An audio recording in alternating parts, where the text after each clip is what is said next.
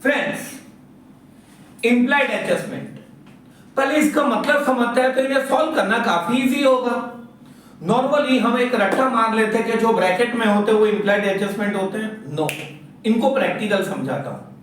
मुझे एक बात बताओ, आपके पेरेंट्स आपको डांटते हैं या नहीं डांटते? डांटते हैं। कैसे डांटते हैं? कोई एग्जांपल, क्या कहते हैं? मतलब जोर से बोलते हैं और बोलते हैं कि मतलब तुम्हें कुछ काम नहीं है, पूरे दिन फोन में लगे रहते हो, ऐसा। तो ये डांटना हुआ। और कभी आपको ऐसे भी डांटा है? यहां पे देखिए स्टूडेंट, ये भी डांटना ही हुआ ना। तो दोनों डांटने में फर्क क्या हुआ वो बताओ। एक डायरेक्ट था और एक क्या था? इनडायरेक्ट। दोनों में डांटना तो था ना। This is implied adjustments.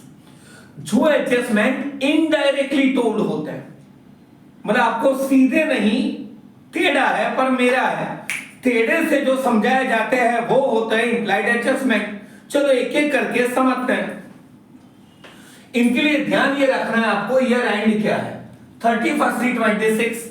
आपको लगेगा सर ये तो 25 चल रहा है, अरे आपका बोर्ड एग्जाम 26 में आएगा ना। ध्यान रखना, अगर आपका ये ईयर एंड है तो आपका ईयर बिगिन कब शुरू, मतलब शुरू कब हुआ होगा, बिगिन कब हुआ होगा? 1/4/25 से लेकर 31/3/26, जिनका आप फाइनल अकाउंट बना रहे हैं। देखते हैं पहला डेमो, सैलरी। इन्वॉल्व होना स्टूडेंट्स, मजा आएगा। 11,000 और ब्रैकेट में लिखा है फॉर 11 मंथ्स। इन्हें समझते हैं। दोस्तों मुझे ये बताओ, ये 11,000 सैलरी है, कितने मंथ्स के लिए? 11 साल के महीने 12। तो 11 महीने की सैलरी पेड है, तो 1 मंथ की क्या है? अनपेड। डन है। पता कैसे चलेगा 1 मंथ की? कैसे? क्या है सैलरी? 11,000। मैं रफ कैलकुलेशन यहां पे करता जाऊंगा। कितने मंथ्स की है? 11, तो मंथली सैलरी 1000। That's it. शायद आपके टेक्स्ट में एक सब में ऐसा भी है 10 मंथ्स, मतलब जो भी दे, अगर ये 10 मंथ की सैलरी होती तो divided by 10 you will get salary of 1 month, but into 2 करना, क्योंकि यहां पे 1 मंथ सैलरी इज अनपेड, वहां पे 2 मंथ सैलरी अनपेड।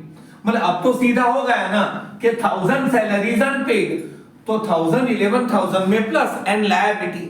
मतलब आपको डायरेक्ट बोल दे कि 1000 सैलरी अनपेड है, इसकी जगह ऐसे बोला है। कोई डाउट? फ्रेंड, इसी एडजस्टमेंट को दूसरे नजरों से समझिए। कभी यहां पे ऐसा भी देता है, instead of this till February. Same नहीं हुआ? आपका ईयर कब एंड होता है? मार्च। आपने सैलरी कब तक पे करी है? फेब्रुआरी, तो भी 1 मंथ सैलरी अनपेड। फ्रेंड, इसमें कोई डाउट? No sir. नेक्स्ट, ये इतना ट्रेंड में नहीं तो भी एक बार समझ ले, मजा आएगा। Insurance premium 9,000। इनमें ऐसा लिखा है फॉर 3 इयर्स, सिर्फ इतना है अभी। हाँ, फिर 9,000 का प्रीमियम आपने 3 सालों के लिए भरा है और आप 1 साल का फाइनल अकाउंट बनाते हैं। तो मुझे ये बताओ करंट ईयर का एक्सपेंस कितना?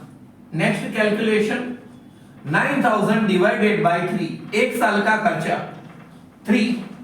M I right? आपने पे कितने करे हैं फ्रेंड्स? 9। तो 9,000 पे कर रहे हैं और 3,000 ही खर्चा है, तो आपने प्रीपेड कितने पहले से कितने पे कर रहे हैं? 6। तो P&L डेबिट साइड पे 9,000 में से 6,000 क्या कर दो? माइनस। और 6,000 कहां पे आ जाएंगे? असेट। कोई डाउट? नो। ओके, इन्हें थोड़ा एक्सपांड करते हैं। फ्रॉम 110/25 सेम है। आपने 9,000 प्रीमियम भरा है 3 सालों के लिए, 1 साल का खर्चा 3,000, बट यू पेड फ्रॉम 110 अक्टूबर 25 से भरा है। तो आपको फुल ईयर का एक्सपेंस देखना है या यहां से लेकर यहां तक? यहाँ से लेकर यहाँ तक सेम। तो मुझे पीरियड बताओ, अक्टूबर 25 टू मार्च 26 कितना पीरियड होगा? 6 मंथ्स। 6 मंथ्स का मतलब हाफ ईयर। पूरे साल का खर्चा 3,000, तो आधे साल का पहला ऑप्शन लॉन्ग कट 6/12 या और डायरेक्ट उसका क्या कर दो हाफ, कितना आएगा 1500। तो 9000 में से खर्चा 1500, तो प्रीपेड कितना होगा 7500। 7500 माइनस एंड असेट, कोई doubt? No sir. Now hot and happening, चलो मार्कर भी बदलते हैं। जनरल ये ट्रेंडी है, पूछते हैं इंश्योरेंस प्रीमियम, इन्हें लॉन्ग कट भी समझेंगे as well as shortcut. 18,000 bracket में है including ₹12,000 for year ended June 26। मतलब आपने टोटल प्रीमियम कितना भरा है friends? What amount of total premium you paid? 18,000। जिनमें से 12,000 की बवाल है। ये 12,000 कब खत्म हो रहा है? जून एंड, और आपका ईयर कब एंड हो रहा है? मार्च। तो 3 मंथ्स का प्रीपेड हुआ दोस्तों। एक बात समझ लें, 18,000 में से 12 की बवाल है तो 6,000, ये लॉन्ग कट है फिर शॉर्टकट समझा दूंगा। 6,000 तो करंट ईयर का ही एक्सपेंस होगा। 12 मंथ में से 3 मंथ्स का क्या है? Pre paid. कैसे ढूंढोगे? या लॉन्ग कट 3/12 या शॉर्टकट? फ्रेंड एक फंडा याद रखना, पूरे साल में से 3 मंथ्स का अमाउंट निकालना हो तो डिवाइडेड बाय 4, और पूरे साल में से 4 मंथ्स का अमाउंट निकालना हो तो डिवाइडेड बाय 3। ऐसा क्यों? क्योंकि साल में 3 महीने 4 बार आते हैं और 4 महीने 3 बार, सो दिस अमाउंट कम्स। और मैं भी दफा फ्रेंड 12,000 है तो 12 महीने के 12,000 तो 3 महीने के 3,000 ही होंगे ना। 3,000 इज प्रीपेड। तो 12 में से 3 मैंने माइनस करा, करंट ईयर का एक्सपेंस 9,000 जो मैंने टिक करा है। 9,000 प्लस 6,000 करंट ईयर का एक्सपेंस 50 जो आउटर में आना चाहिए। ध्यान रखना, ट्रेडिंग पीएनएल अप्रो कुछ भी करंट ईयर का एक्सपेंस और इनकम आउटर, यानी कि आप पीएनएल डेबिट में 18,000 में से प्रीपेड 3,000 क्या कर देंगे माइनस, आउटर में 15, और प्रीपेड है वो कहां पे आ जाएगा? असेट। लॉन्ग कट में कोई डाउट? No sir. शॉर्टकट समझते हैं। ओके, मुझे बताओ बवाल कितने की है? 12,000। 12,000 में से हमने निकाला प्रीपेड कितना है? 3। तो अपना फंडा है, इसे कहते हैं ब्रैकेट नो पैकेट। ब्रैकेट थी, कैलकुलेट करो पैकेट माथी माइनस। प्रीपेड कितना मिला था? 3,000। तो 3,000 डायरेक्ट 18 में से माइनस करो। फ्रेंड 18 में से 3 जाए तो 15, मतलब ब्रैकेट से गिनने का, पैकेट में से क्या करने का? माइनस। ये प्रीमियम हम लोग सिंगल नहीं ज्यादा भी भरते, इसीलिए प्रीपेड होता है पार्ट्स के अंदर, ज्यादा पार्ट्स। कोई डाउट? No sir. अब हमारा नेक्स्ट वाला बंच है, इन्हें मैं ऐसे पढ़ाता हूं। अटक, अठवावे हो, अटक मतलब सरनेम, मतलब कि परसेंटेज। 10% लोन। लोन क्रेडिट पे आएगा, लायबिलिटी है, लायबिलिटी का क्रेडिट बैलेंस 1 लाख। पहले तो 1 लाख लोन की एक इफेक्ट कहां पे आएगा? लायबिलिटी। अब मुझे बताओ 10% का मतलब क्या?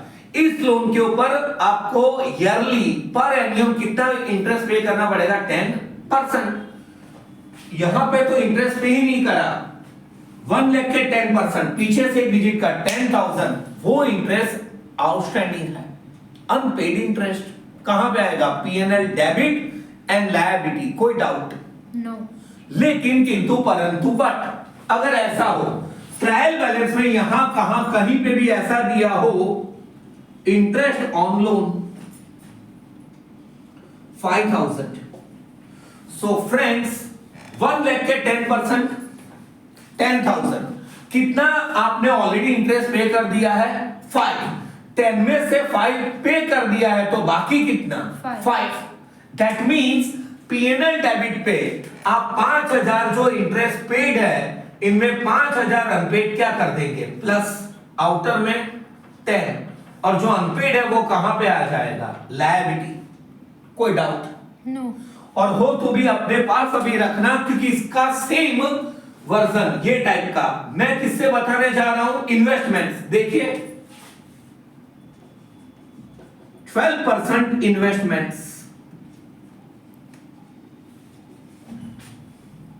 इन्वेस्टमेंट्स का डेबिट बैलेंस 2 लाख।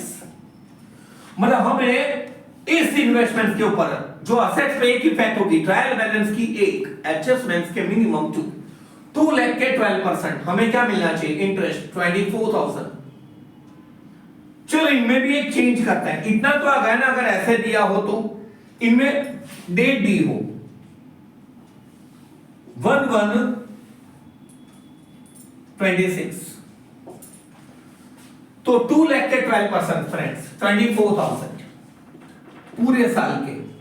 हमें पूरे साल का इंटरेस्ट मिलेगा या जनवरी 26 से मार्च 26, जैन 26 टू मार्च 26, 3 मंथ्स, या तो डिवाइडेड बाय 4 या 3/12 क्या आएगा? 6,000 इंटरेस्ट मिलना बाकी, क्योंकि है ही नहीं। Check out the other side. हाँ, इन्वेस्टमेंट या लोन हो तो उसकी अदर साइड चेक करो, कोई इंटरेस्ट मिला है? नहीं है। तो फिर इसके ऊपर 6,000 ब्याज मिलना बाकी। फ्रेंड ये इनकम हुआ या एक्सपेंस? इनकम। इसकी पहली इफेक्ट कहां पे आएगी? P&L credit. और इनकम मिलनी बाकी, आउटस्टैंडिंग इनकम कहां पे आ जाएगा? असेट। कोई डाउट? नो। फ्रेंड एक धमाका, और धमाके को मैं कहता हूं डैन टॉनेन। अगर ऐसा हो तो क्या करोगे? टेल मी।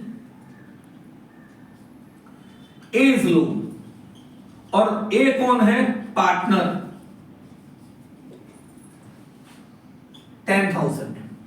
तो पार्टनर लोन कहां पे आ गया दोस्तों? लायबिलिटी। आप कहेंगे सर यहां पे आपने ऐसा क्यों लिखा? यहां पे तो परसेंटेज भी नहीं लिखे, राइट? याद आया? Nothing is safe. तो पार्टनर्स लोन के ऊपर कितने प्रतिशत इंटरेस्ट पे करना पड़ता है? कुछ भी नहीं कहा हो। Provision of act 1932। तो भाई कितना टका ब्याज आपको पड़े? 6%। भूलना मत यार एग्जाम में। यानी पार्टनर्स लोन में कुछ नहीं कहा हो तो भी उसकी अटक सरने परसेंटेज कितने देखोगे? 6%। कोई डाउट?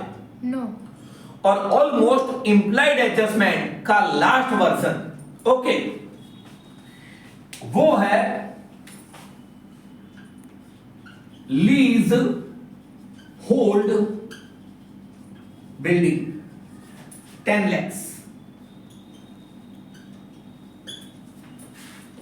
ब्रैकेट में है फॉर 10 years।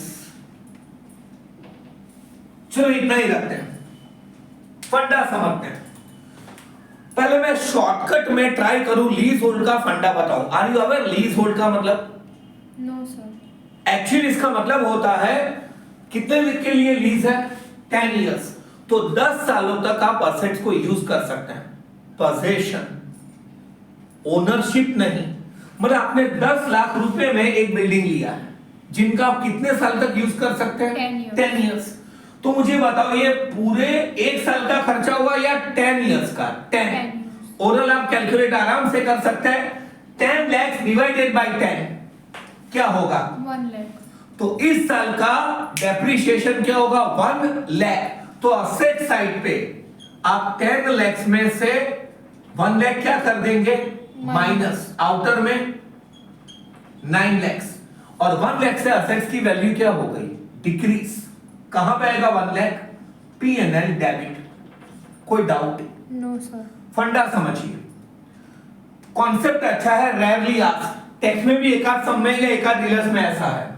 नेक्स्ट ईयर क्या होगा? नेक्स्ट ईयर असेट्स की valuation 9 lakhs। Am I right? Is it useful for 10 years या नेक्स्ट ईयर से वो 9 years ही यूज होगा? 9। क्यों? क्योंकि 1 ईयर का लीज क्या हो गया है? कंप्लीट।